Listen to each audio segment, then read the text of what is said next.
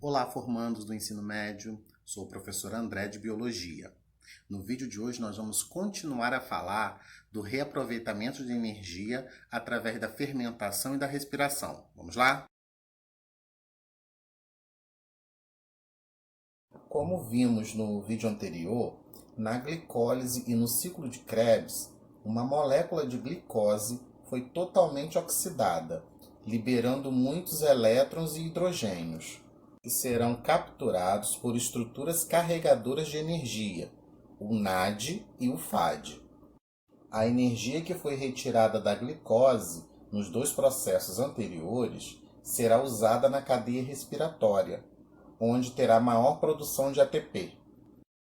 A cadeia respiratória é a terceira e última etapa da respiração celular, processo ocorrido no interior das mitocôndrias e que tem como papel a geração de energia em forma de ATP. É na cadeia respiratória que ocorre a maior parte da ATP produzida pelo processo de respiração celular. Ela também é chamada de fosforilação oxidativa.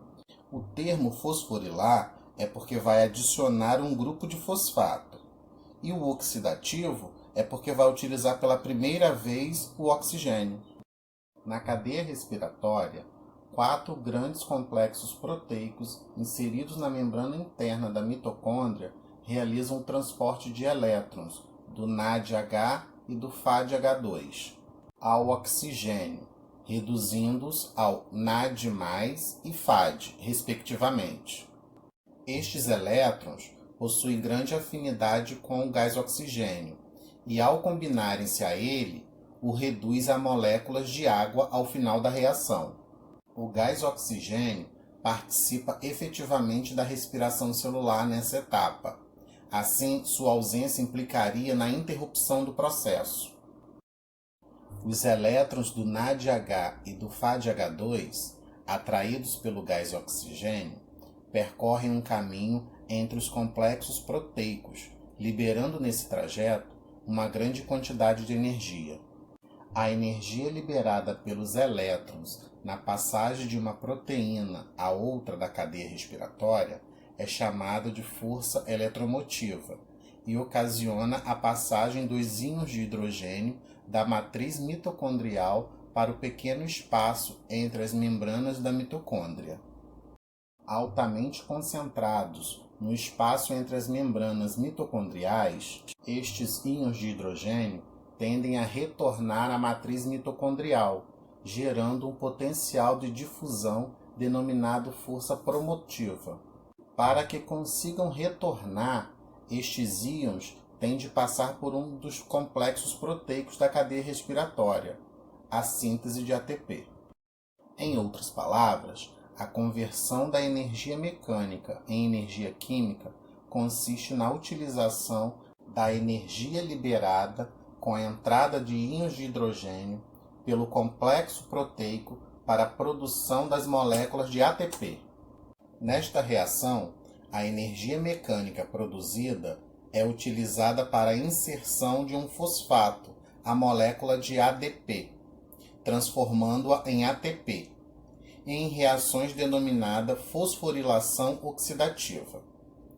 Contido de energia química, este ATP, ao final do processo, será fornecido a todas as células como fonte de energia para a realização de suas atividades.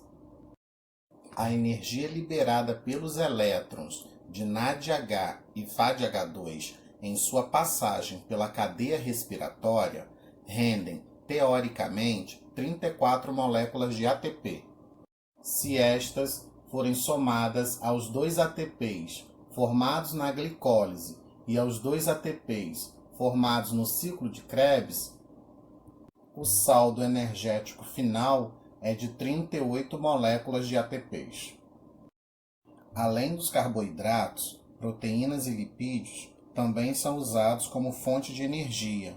Os aminoácidos, unidades formadoras das proteínas, têm seu grupo amino removido no fígado e, posteriormente, são convertidos em ácido pirúvico ou compostos intermediários do ciclo de Krebs. O glicerol e os ácidos graxos, resultantes da digestão dos lipídios, entram como produtos intermediários da glicólise e do ciclo de Krebs, respectivamente.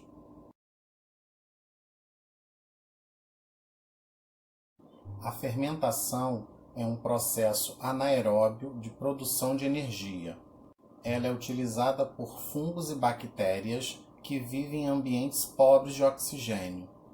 Além disso, células musculares de diferentes organismos também são capazes de realizar a fermentação na falta de oxigênio para a respiração celular. A fermentação difere da respiração celular, pois seu aceptor final de elétrons é um composto orgânico e não uma molécula externa como o oxigênio. Entretanto, a fermentação também utiliza moléculas de glicose como fonte de energia e se inicia da mesma forma que a respiração celular, com a glicólise. Nesse processo, uma molécula de glicose é degradada produzindo energia na forma de ATP. Duas moléculas de piruvato ou ácido pirúvico, elétrons e íons de hidrogênio. Os elétrons e parte dos íons de hidrogênio são capturados por duas moléculas de NAD+, formando duas moléculas de NADH. A partir desse ponto, a fermentação segue um caminho diferente da respiração celular. Como a cadeia respiratória não ocorre, os dois NADH produzidos na glicólise não podem liberar seus elétrons para voltar para o NAD+. Para que essa regeneração do NAD+ ocorra, são realizadas outras reações na fermentação. Nessas reações, uma molécula orgânica serve como aceptor dos elétrons do NADH, permitindo a volta do NAD+, que pode então atuar novamente na glicólise. A natureza dessa molécula orgânica depende do organismo que está realizando a fermentação, podendo ser o ácido lático ou o etanol. Assim, temos dois tipos de fermentação, a lática e a alcoólica. Nesse processo, a glicose é desdobrada em duas moléculas de ácido lático. O processo depende quase que exclusivamente da glicólise. A glicose é quebrada, formando dois ácidos pirúvicos. Da mesma forma como acontece na respiração aeróbia, nessa etapa são gastos dois ATPs para a ativação da glicose. A seguir, forma-se 4 novas moléculas de ATP e ocorre a liberação de dois íons de hidrogênio, captados no NAD+. A partir daí, as moléculas de NADH são usadas para reduzir o ácido pirúvico, oxigenando moléculas de ácido lático. A fermentação lática é realizada por alguns micro-organismos e por células musculares de mamíferos. As células musculares realizam a fermentação lática em condições de hipóxia, ou seja, quando o suprimento de gás oxigênio é insuficiente para atender a demanda do tecido muscular.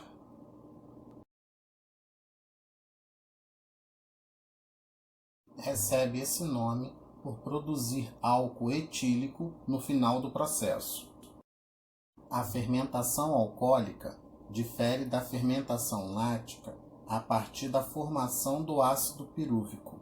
Cada uma dessas moléculas sofre descarboxilação, que é a perda do CO2, e a molécula resultante é reduzida pelo NADH. Com isso, formam-se duas moléculas de álcool etílico. Esse processo é realizado por levedos, que são fungos unicelulares, e empregado na indústria para a fabricação de pães, de bebidas alcoólicas e de álcool combustível. A liberação de CO2 é importante para a fabricação do pão, faz a massa crescer, enquanto o álcool é importante para a fabricação das bebidas e do combustível.